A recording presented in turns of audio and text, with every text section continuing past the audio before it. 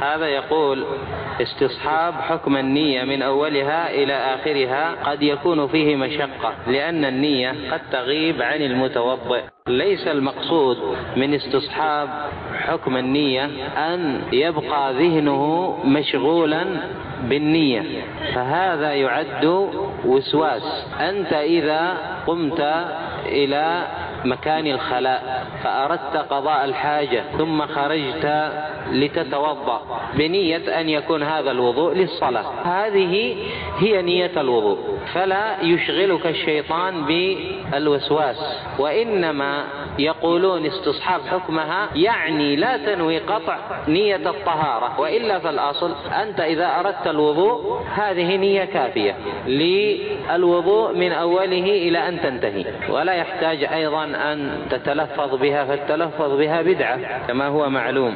فنعم هذا مشقة أن يبقى ذهنهم دائما مع النية، هذا من الوسواس. لكن أهل العلم يذكرون مسألة: لو فرض وأنه اغتسل لم ينوي بهذا الغسل الوضوء للصلاة، كأن يسبح في بركة أو في البحر أو يغتسل للتبرد، هو ما نوى به الوضوء للصلاة، أو تنظف من أوساخ أو من عرق إلى آخره، فلما انتهى قال: أنا ما نويت به الوضوء. هنا نقول له: لا بد من استصحاب حكم النية من بدايتها، تنوي به الوضوء، هذا هو المقصود، فلا يشغلك الشيطان.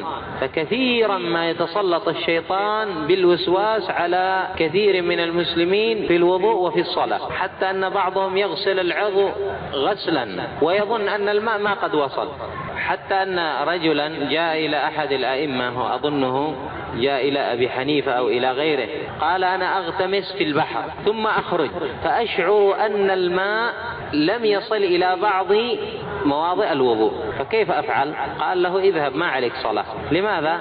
هذا تفكير المجانين، والمجنون رفع عنه القلم. وهكذا بعضهم جاء إلى بعض الأئمة قال: أنا إذا توضأت وغسلت لحيتي فخللتها أشك أن الماء ما قد وصل إلى بعض الجذور، كيف أفعل؟ قال له: نقعها من الليل، ينقع لحيته من الليل. هذه إجابة استخفاف بعقله، يعني بعض الأسئلة تشعر أن صاحبها قد صار موسوسا. تجد عجائب وابتلاءات في أصحاب الوسواس. حتى ابن الجوزي ذكر أن كثير من الموسوسين إذا دخل الحمام يجلس لساعات ما يخرج، وذكر أن بعضهم يبقى متقفزا يبول ويشعر أن القطرات ستخرج إذا انتهى من بوله، فيقوم ويتقفز في الحمام. وبعضهم يجعل له درج فيبول ثم يصعد إلى الدرج ثم يقفز وينظر هل سقطت قطرة أو لا. وبعضهم يعمل له حبل. هذا من مصائد الشيطان، ينتبه الإنسان من الوسواس. أعرف طالب علم قال: أنا في الصف الأول فأشعر أن قطرات بول خرجت.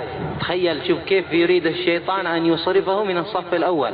قال: فتقام الصلاة وأنا أخرج حزين على الصف الأول، يضارب على الصف الأول من العصر، صلي المغرب، ثم إذا جاء العشاء أو إذا جاء المغرب أراد أن يشرع في التكبير شعر بخروج رائحة أو بقطرات بول. قال: فأخرج مسرعا أنظر ما هناك شيء.